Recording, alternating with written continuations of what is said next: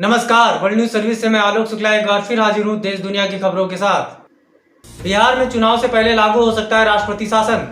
WNS Patna से मिली report के मुताबिक भारतीय जनता पार्टी और बिहार के मुख्यमंत्री नीतीश कुमार के बीच संबंध अच्छे नहीं चल रहे हैं। नीतीश कुमार ने केंद्र सरकार से बिहार के विकास के लिए एक बड़े पैकेज की डिमांड की थी, जिसको केंद्र सरकार ने पूर्ण नहीं किया, जिसके चलते इसका असर आने वाले बिहार चुनाव में आपसी सीट के बंटवारों पर भी पड़ेगा। इसलिए वहां राष्ट्रपति शासन चुनाव से पहले होने की संभावना बनती देखी जा रही है। ऑनलाइन शराब बिक्री से देश में 5 करोड़ लोगों के रोजगार मिलने का अवसर। WNS वाराणसी इंफॉर्मेशन सेंटर से bureau chief Shri DS Mishra ji से मिली रिपोर्ट के अनुसार लॉकडाउन 3 के बीच जिस तरह से शराब की दुकानों के बाहर भीड़ देखी गई, उससे सब हैरान है। सोशल डिस्टेंसिंग की धज्जियां उड़ाते हुए लोगों को काबू में करने के लिए दिल्ली में 70% शराब के दाम बढ़ा दिए गए हैं, लेकिन इससे भी फर्क नहीं पड़ा और दुकानों में उतनी ही भीड़ देखने को मिली जितनी पहले थी। इससे खतरा और ज्यादा बढ़ गया। छत्तीसगढ़ में राज्य सरकार ने शराब प्रेमियों की सहूलियत और शराब दुकान में भीड़ कम करने के लिए शराब की होम डिलीवरी शुरू कर दी है। शराब के शौकीन अब मोबाइल ऐप और वेबसाइट के माध्यम से शराब खरीद सकते हैं। प्रदेश सरकार ने शराब की होम डिलीवरी की व्यवस्था ग्रीन जोन एरिया में शुरू की है।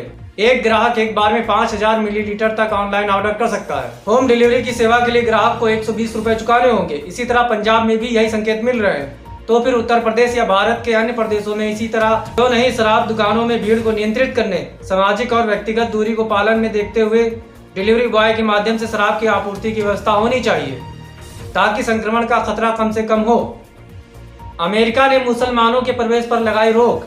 WNS वाशिंगटन से मिली रिपोर्ट के मुताबिक कोविड-19 कोरोना वायरस के बढ़ते संक्रमण व तबलीगी जमात के द्वारा फैलाए जा रहे संक्रमण को देखते हुए अमेरिका के राष्ट्रपति डोनाल्ड ट्रंप ने कई मुस्लिम देशों से अमेरिका में प्रवेश कर रहे मुसलमानों पर प्रतिबंध लगा दिया है। उन्होंने कहा, आप देखेंगे, हम सभी मामलों में कड़ी जांच करेंगे और यदि हमें लगता है कि समस्या पैदा होने का जरा सा भी खतरा है तो हम लोगों को अंदर नहीं आने देंगे। केंद्र सरकार के कर्मचारियों का DA रोकने पर सुप्रीम कोर्ट में सुनवाई। WNS दिल्ली से मिली रिपोर्ट के मुताबिक केंद्र सरकार के सभी सरकारी कर्मचारियों के DA फ्रीज करने का मामला सुप्रीम कोर्ट पहुंच गया है। सरकार के फैसले को सुप्रीम कोर्ट में चुनौती दी गई है। हिमाचल में रहने वाले कैंसर के मरीज सेना के रिटायर्ड मेजर ओमकार सिंह गुलेरिया ने इस मामले में याचिका दाखिल की है। याचिका में केंद्र और राज्य सरकारों को तुरंत सेवारत और रिटायर्ड सरकारी कर्मियों को DA देने की मांग की गई है। साथ ही यह भी कहा गया है कि सरकार को किसी भी बिजनेस हाउस या औद्योगिक इकाई को किसी तरह की वित्तीय सहायता देने पर रोक लगाने के आदेश दिए जाए। सोशल मीडिया फेसबुक पर CM योगी को धमकी देने वाले पुलिसकर्मी को पड़ा महंगा। WNS लखनऊ से मिली रिपोर्ट के मुताबिक सोशल मीडिया फेसबुक पर उत्तर प्रदेश के मुख्यमंत्री योगी आदित्यनाथ को गोली मारकर हत्या करने की धमकी देने वाले शख्स को यूपी पुलिस की टीम ने गिरफ्तार कर लिया है। ताज्जुब की बात यह है कि धमकी देने वाला युवक खुद एक पुलिसकर्मी है, जिसका नाम तनवीर खान है और उसे बिहार के नालंदा जिले के दीपनगर थाना क्षेत्र से गिरफ्तार किया गया है। यह बिहार पुलिस के लिए भी शर्म की बात है। बताया जा रहा है कि गिरफ्तार पुलिसकर्मी तनवीर खान यूपी के गाजीपुर जिला स्थित दिलदार नगर थाना क्षेत्र के रक्सदा गांव का रहने वाला है। वह फिलहाल बिहार की पुलिस में तैनात है। कोरोना से जंग के बीच उद्धव ठाकरे का बड़ा प्लान।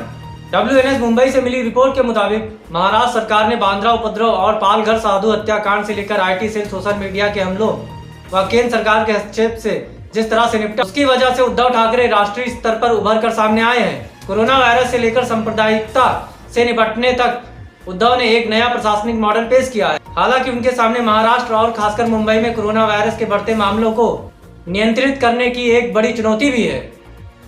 मिलावट मिलावट आज के जमाने में चारों तरफ मिलावट, यहाँ तक कि खाने की हर एक चीज में मिलावट। सही स्वाद तो हम भूल ही चुके हैं। बात सिर्फ स्वाद की नहीं, स्वास्थ्य और शुद्धता की है। तब तो ऑप्शन सिर्फ एक ही है, प्योर एग्रो, क्योंकि गुणवत्ता ही उत्पादन की पहचान है। 100% सर्टिफाइड ऑर्गेनिक खाद्य पदार्थ एवं मसाले। इजराइल के रक्षा मंत्री का दावा, कोरोना की बना ली वैक्सीन वायरस को शरीर में करेगा बेअसर। कोरोना वायरस से पूरी दुनिया में लाखों लोगों की मौत हो चुकी है, लेकिन विशेषज्ञ अभी भी इसका इलाज ढूंढ नहीं पाए हैं। इस महासंकट के बीच इजराइल के रक्षा मंत्री ने दावा किया है कि उनके देश ने कोरोना वायरस की वैक्सीन बना ली है। द यरूशलम पोस्ट के अनुसार इजराइल के रक्षा मंत्री नैटली बेन्नेट ने अपने एक बयान में कहा कि देश के डिफेंस बायोलॉजिकल इंस्टीट्यूट ने कोविड-19 का टीका बना लिया है। उन्होंने कहा कि हमारी टीम ने कोरोना वायरस को खत्म करने के टीके के विकास का चरण पूरा कर लिया है। कांग्रेस के हाथ लगा बड़ा सबूत, मध्य प्रदेश में उड़ी भाजपा की नींद। WNS भोपाल से मिली रिपोर्ट के मुताबिक मध्य प्रदेश में फिलहाल सियासी संकट खत्म होने के बाद अब फिर से सियासी हलचल शुरू होने की उम्मीद है। मध्य प्रदेश कांग्रेस के एक नेता का कहना है कि भाजपा को भाजपा के नेता ही चैन से नहीं बैठने देंगे। सूत्रों का कहना है कि भाजपा में मध्य प्रदेश के मुख्यमंत्री को लेकर सब कुछ ठीक नहीं चल रहा है। भाजपा के लिए मध्य प्रदेश के लिए अपना मुख्यमंत्री चुनना बड़ी चुनौती है। कांग्रेस छोड़कर भाजपा में गए सिंधिया के कारण यह काम भाजपा के लिए और भी ज्यादा मुश्किल हो जाएगा।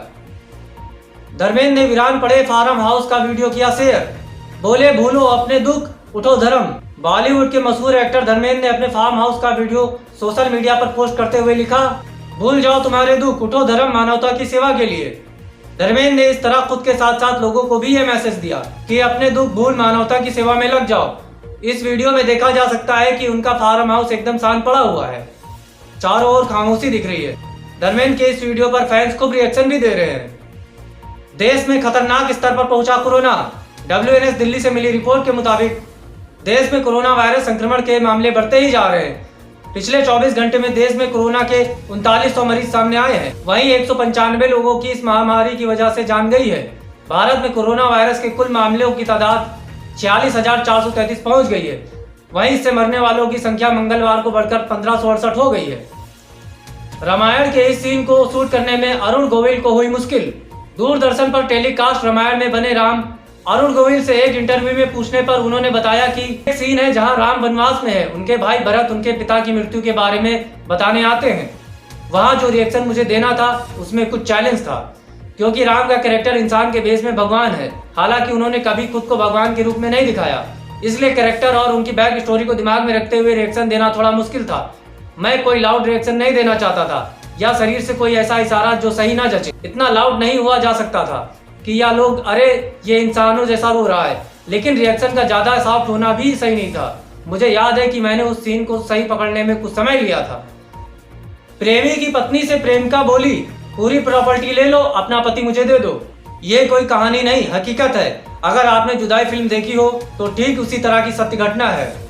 मध्य प्रदेश भोपाल में एक साथ नौकरी करने वाले दोनों की मुलाकात जब प्यार में बदल गई, इसका खुद दोनों को पता नहीं चल पाया। इधर जब से लॉकडाउन हुआ तो कार्यालय बंद होने की वजह से दोनों का एक दूसरे से मिलना भी बंद हो गया। जुदाई से बेचैन 57 साल की प्रेमिका अपने 45 वर्षीय प्रेमी से मिलने उसके घर पहुंच गई। जब इस बात की जानकारी प्रेमी की पत्नी को चला तो इसका विवाद काफी बढ़ गया।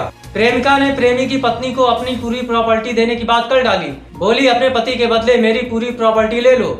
किंतु पत्नी नहीं मानी और पति की प्रेमिका के बहू बेटों को बुला लिया। इस मामले को लेकर पुलिस ने काफी समझाया बुझाया। मामला शांत न होता देख पुलिस फैमिली कोर्ट के काउंसलर द्वारा की गई काउंसलिंग के बाद महिला अपने प्रेमी के घर से वापस आई। आज के समाचारों में बस इतना ही। हम कल फिर हाजिर होंगे कुछ नई खबरों के साथ। तब तक के लिए नमस्कार।